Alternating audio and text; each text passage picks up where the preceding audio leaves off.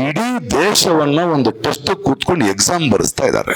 ಎಲ್ಲೇ ನೋಡಿದ್ರು ಒಂದೂವರೆ ತಿಂಗಳು. ಎಷ್ಟು ಜನ BLOಗಳು ನೀವು UP ತಗೊಳ್ಳಿ, ಬೆಂಗಾಲ್ ತಗೊಳ್ಳಿ, ಈ ಟೆನ್ಷನ್ ತಡ್ಕೊಳಕ್ಕಾದ ಆತ್ಮಹತ್ಯೆ ಮಾಡ್ಕೊಂಡಿದ್ದಾರೆ. ಅವನ ಓಟನ್ನ ಡಿಲೀಟ್ ಮಾಡಿ ನೀನು ಮತ್ ಬಾ ಅಂತೀರಾ? ದೇಶದ ಪ್ರಜೆಗೆ ಹೇಳೋ ಒಂದು ಪ್ರಕ್ರಿಯೆ ಮಾಡ್ತಾ ಇದ್ದೀರಾ? ಒಂದು 85 ವರ್ಷದ ಮುದುಕ, ಸ್ವತಂತ್ರಕ್ಕೆ ಮುಂಚೆ ಹುಟ್ಟಿದ ವ್ಯಕ್ತಿ, ಒಂದು 20 ಸಲ 20 ಎಲೆಕ್ಷನ್ಗಳು ವೋಟ್ ಮಾಡಿರ್ಬೋದಾ? ಅವನು ಮನೆಯಲ್ಲಿಲ್ಲ, ಮನೆ ಚೇಂಜ್ ಮಾಡಿದಾನೆ ಅನ್ನೋ ಕಾರಣಕ್ಕೆ ಅವನು ಮತ್ತೆ ಬಂದು ನಿಂತ್ಕೊಂಡು ವೋಟ್ ಕೇಳ್ಬೇಕಾ? ಇವತ್ತಿನ ಪರಿಸ್ಥಿತಿಯಲ್ಲಿ SIR ಬೇಕಾ? ಅದರ ಬಗ್ಗೆ ಕ್ಲಾರಿಟಿ ತಗೋಣ. ಬೇಕು. ಒಂದು ದೇಶದಲ್ಲಿ ತೀರ್ಕೊಂಡಿರ್ತಾರೆ, ನಮಗೊಂದು ಡೇಟಾ ಬೇಕಾಗತ್ತೆ. ಡೇಟಾ ಯಾಕೆ ಬೇಕಾಗತ್ತೆ? ನಾಳೆ ನಾವು ಸರ್ಕಾರಗಳು ಯಾವ್ದಾದ್ರು ಒಂದು ಡಿಸಿಷನ್ಸೋ, ಫಾರ್ಮೇಶನ್ಸೋ ಅಥವಾ ಯಾವ್ದಾದ್ರು ಒಂದು ಕಾರ್ಯಕ್ರಮ ರೂಢಿಸ್ಬೇಕಾದ್ರೆ ಒಂದು ಡೇಟಾ ಬೇಕು. ಎಷ್ಟು ಜನ ಇದ್ದಾರೆ, ಯಾವ ವಯಸ್ಸಿನವರಿದ್ದಾರೆ, ಏನ್ ಮಾಡಿದ್ದಾರೆ, ತೀರ್ಕೊಂಡಿರೋರು ಬೇಕು ನಮಗೆ. ಮತ್ತು ಹೊಸಬರು ಯಾರಿದ್ದಾರೆ, ಹೊಸ ಜನಾಂಗ ಬರ್ತಾ ಇದೆ, 18 ಆಡ್ ಆಗ್ಬೇಕು. ಇನ್ನು ಕೆಲವು ಶಿಫ್ಟ್ ಆಗಿದ್ದಾರೆ. ಇವಾಗ ಈ ಬೂತಿಂದ ಆ ಬೂತಿಗೆ ಶಿಫ್ಟ್ ಆಗಿದ್ದಾರೆ. ನೀನ್ ತುಂಬಾ ಎಲ್ಲೆಲ್ಲ ಓಡಾಡ್ಬೇಕು. ನೀನ್ ಯಾವ ಬೂತಿಗೆ ಶಿಫ್ಟ್ ಆಗಿದೆಯೋ ಅಲ್ಲಿಯೇ ನಿನಗೆ ಓಟ್ ಸಿಗುತ್ತೆ. ಯಾಕಂದ್ರೆ ಪ್ರತಿಯೊಬ್ಬನು ಓಟ್ ಹಾಕ್ಬೇಕು. ಇಡೀ ಭಾರತನ ಪಕ್ಕದಲ್ಲಿಡೋಣ. ಕರ್ನಾಟಕದ 5.5 ಕೋಟಿ ವೋಟರ್ಸ್ಗಳನ್ನ ನಾವು ಈ ತರ ಚೆಕ್ ಮಾಡಬೇಕು. ಇದಕ್ಕೆ ಮುಂಚೆ ಏನ್ ನಡೀತಿತ್ತು ಅಂದ್ರೆ 2002 ನೋಡ್ತೀವಿ. ಮೂರವರು ಹೇಳಿದಾಗೆ ಒಂದು ಎಲೆಕ್ಷನ್ ಕಮಿಷನ್ BLOಗಳನ್ನ ಇಟ್ಕೊಂಡು ಮನೆ ಮನೆಗೆ ಹೋಗಿ ಫಾರಂ ಫಿಲ್ಅಪ್ ಮಾಡ್ತಿರ್ಲಿಲ್ಲ. ಫಾರಂ ಫಿಲ್ಅಪ್ ಮಾಡೋದು ಆಲ್ರೆಡಿ ವೋಟ್ ಇರೋನ್ ಕೆಲಸ ಅಲ್ಲ. ಅವ್ರ ಹತ್ರ ಡಾಟಾ ಇರೋದು, ಆ ಡಾಟಾದಲ್ಲಿ ಆಯಾ ವೋಟರ್ಗಳ ಡಾಟಾಗಳು ಇರೋದು, ಅದನ್ನ ತಗೊಂಡೋಗಿ ಅದು ಸರಿಯಾಗಿದೆಯಾ, ಅವರಲ್ಲಿದ್ದಾರಾ, ಹೊಸಬರು ಬರ್ತಾ ಇದ್ದಾರಾ, ತಿಳ್ಕೊಂಡಿದ್ದಾರಾ, ಅದು. ಈಗೇನಾಗ್ತಾ ಇದೆ, ಇಡೀ ದೇಶವನ್ನ ಒಂದು ಟೆಸ್ಟ್ ಕೂತ್ಕೊಂಡು ಎಕ್ಸಾಮ್ ಬರೆಸ್ತಾ ಇದ್ದಾರೆ. ಈ ದೇಶದಲ್ಲಿ ಇಡೀ ದೇಶನ ಎಕ್ಸಾಮ್ ಬರೆಸ್ತೀರಿ ಅಂದ್ರೆ ಫಾರ್ಮ್ ಕೊಟ್ಬಿಟ್ಟು ನೀವು ಫಿಲ್ಅಪ್ ಮಾಡಿ ಅಂತ. ಇದು ಯಾವುದು ಸರಿ? ನಾನು ಪ್ರಜೆಗಳ ಮತದಾರ ಸಮಸ್ಯೆಗೆ ಬರೋದಕ್ಕಿಂತ ಎಲೆಕ್ಷನ್ ಕಮಿಷನ್ ಮನುಷ್ಯರೇ, ನಮ್ಮ ಪ್ರಜೆಗಳೇ, ಅವ್ರ ಬಗ್ಗೆನೇ ಮಾತಾಡಿ. 1 ತಿಂಗಳೊಳಗೆ 5.5 ಕೋಟಿ ಡಾಟಾಗಳನ್ನು ನೀವು ಕಲೆಕ್ಟ್ ಮಾಡಬೇಕು, ಮನೆ ಮನೆಗೆ ಹೋಗಿ ನೋಡ್ಬೇಕು ಅನ್ನೋದಾದ್ರೆ ಮಾಡೋಕ್ ಸಾಧ್ಯ ಇರೋ ಕೆಲಸನ ಅದು? ಒಂದು SIR ಪ್ರಾಸೆಸ್ಗೆ ಮಿನಿಮಮ್ 8 ರಿಂದ 1 ವರ್ಷ ಬೇಡವಾ? ಬೇಕಲ್ವಾ? ಯಾಕೆ 1 ತಿಂಗಳಲ್ಲಿ ಮಾಡ್ತಿದ್ದೀರಿ? ಯಾಕೆ ಸರ್ಕಾರಿ ನೌಕರರಿಗೆ ಮತ್ತು BLOಗಳಿಗೆ ಇಂಥ ಟಾರ್ಚರ್ ಯಾಕೆ ಕೊಡ್ತಾ ಇದ್ದೀರಿ? ಎಲ್ಲೇ ನೋಡಿದ್ರು ಒಂದೂವರೆ ತಿಂಗಳು. ಎಷ್ಟು ಜನ BLOಗಳು ನೀವು UP ತಗೊಳ್ಳಿ, ಬೆಂಗಾಲ್ ತಗೊಳ್ಳಿ, ಈ ಟೆನ್ಷನ್ ತಡ್ಕೊಳಕ್ಕಾದ ಆತ್ಮಹತ್ಯೆ ಮಾಡ್ಕೊಂಡಿದ್ದಾರೆ. ಅವಾಗ ಅಬೆಟಿಂಗ್ ಸೂಸೈಡ್ ಅಂತ ನಿಮ್ಮ ಮೇಲೆ ಕೇಸ್ ಹಾಕೋದ ಸರ್ಕಾರದ ಮೇಲೆ? ಅಂದ್ರೆ ಅವರು ಮನುಷ್ಯ ತಾನೆ, ಆಫೀಸರ್ಸ್. ನಾವಿವತ್ತು ಎಲೆಕ್ಷನ್ ಕಮಿಷನ್ ಬೈತಾ ಇದೀವಿ, ಅವರಲ್ಲ ಕಾರಣ. ಅವ್ರು 1 ತಿಂಗಳಲ್ಲಿ ಮಾಡಿ ಅಂತ ಯಾಕೆ ಹೇಳ್ತೀರಿ ನೀವು?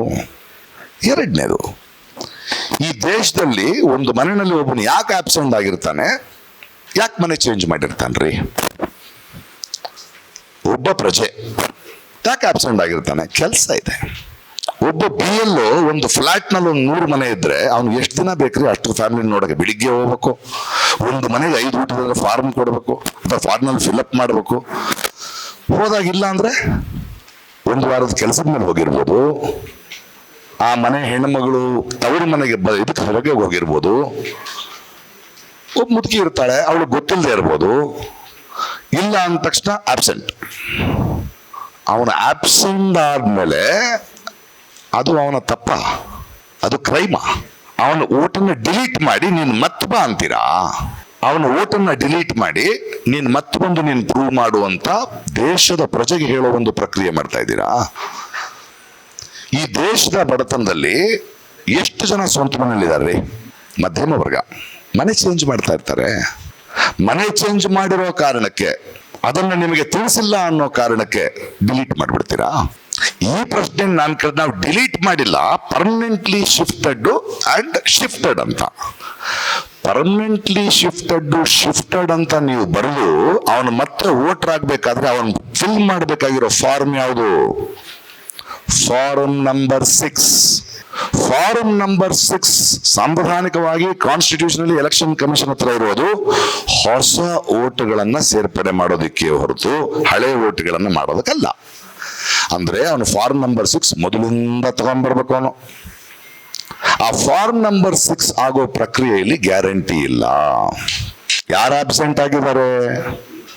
ನೀವು ಬಂಡೀಪುರ ನಾಗರಹೊಳೆ ಫಾರೆಸ್ಟ್ ಸೈಡ್ಗೆ ಹೋದ್ರೆ ವಯನಾಡಿಗೆ 6 ತಿಂಗಳು ಗುಳೆ ಎದ್ದೋಗ್ತಾರೆ. ನೀವು ಬಳ್ಳಾರಿ ಆ ಕಡೆ ಅಂತ ಪ್ಲೇಸ್ಗಳನ್ನು ನೋಡಿದ್ರೆ ಬೇಸಿಗೆಗಾಲದಲ್ಲಿ ಇರಕ್ಕಾಗದೆ ಗುಜರಾತ್ಗೆ, ಗೋವಾಗೆ, ಬೇರೆ ಯಾವ್ದಾದ್ರು ಇಟ್ಟಿಗೆ ಕಾಯ್ಸಕ್ ಹೋಗ್ತಾರೆ.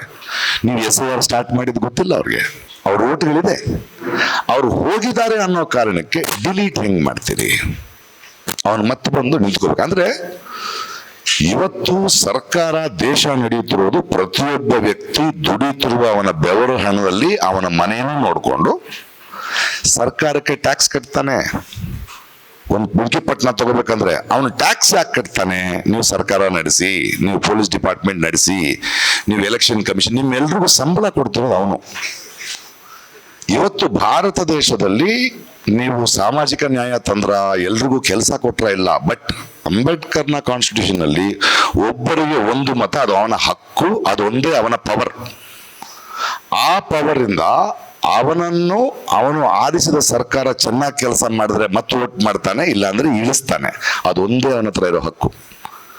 ಎಲ್ಲಾ ರಾಜಕೀಯ ನಾಯಕರುಗಳು, ಎಲ್ಲಾ ರಾಜಕೀಯ ಪಕ್ಷಗಳು 5 ವರ್ಷಕ್ಕೆ ಒಂದ್ಸಲ ಹೋಗಿ ಸ್ವಾಮಿ ನಮಗೆ ಅಧಿಕಾರ ಕೊಟ್ಟು ಆಶೀರ್ವದಿಸಿ, ನೀವೇ ಶ್ರೇಷ್ಠ, ನಿಮ್ಮ ಸಮಸ್ಯೆಯನ್ನು ನಾವು ಪರಿಹಾರ ಮಾಡ್ತೀವಿ ಅಂತ ಬೇಡ್ಕೊಳ್ತಿರುವ ಕಾಲ ಹೋಗಿ ಈಗ ಆ ಮತದಾರ ಯಾರ ದುಡಿಮೆಯಿಂದ, ಯಾರ ಇರುವಿಕೆಯಿಂದ, ಯಾರ ದುಡ್ಡಿನಿಂದ, ಯಾರ ಟ್ಯಾಕ್ಸ್ ಇಂದ ದೇಶ ನಡೀತಿದೆಯೋ ಅವನು ನಿಮ್ಮ ಮುಂದೆ ಬಂದು ಹೇಗಾದ್ರೂ ಮಾಡಿ ನನ್ನ ಓಟನ್ನ ತಿರುಗಿ ಕೊಡೋನು ಭಿಕ್ಷೆ ಬರೋ ಸ್ಥಿತಿಗೆ ತಗೊಂಡ್ಬರ್ತೀರಾ?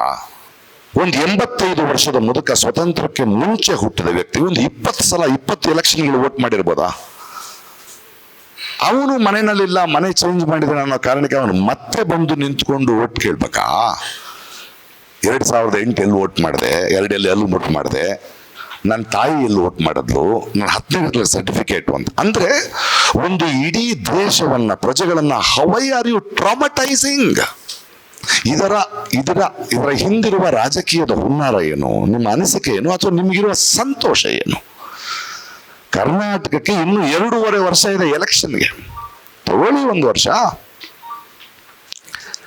SIR ಸ್ಟಾರ್ಟ್ ನಾಳೆಯಿಂದ ಅಲ್ಲ, SIR ಸ್ಟಾರ್ಟ್ ಮಾಡೋದಕ್ಕೆ ಮುಂಚೆ ಯಾಕೆ ಒಂದು 6 ತಿಂಗಳಿಂದ ಜನರಿಗೆ SIR ಸ್ಟಾರ್ಟ್ ಆಗ್ತಾ ಇದೆ ಅಂತ ಹೇಳ್ತಾ ಇಲ್ಲ? ಅವ್ರಿಗೆ ಒಂದು ಡಿಗ್ನಿಟಿ, ಗೌರವ ಯಾಕೆ ಕೊಡ್ತಿಲ್ಲ? He is an voter in this country.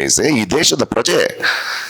Permanently shifted ಅಂದ್ರೆ ಚಂದ್ರಯಾನಕ್ಕೋ ಮಾರ್ಸ್ ಅಂಡ್ ಜೂಪಿಟರ್ ಹೋಗಿದ್ದಾನೆ ಅವನು, ಪಕ್ಕದ ಮನೆಗೆ ಹೋಗಿರ್ತಾನೆ, ಇನ್ನೊಂದು ಊರಿಗೆ ಹೋಗಿರ್ತಾನೆ, ಭಾರತ ದೇಶದಲ್ಲಿ ತಾನೇ ಇದ್ದಾನೆ.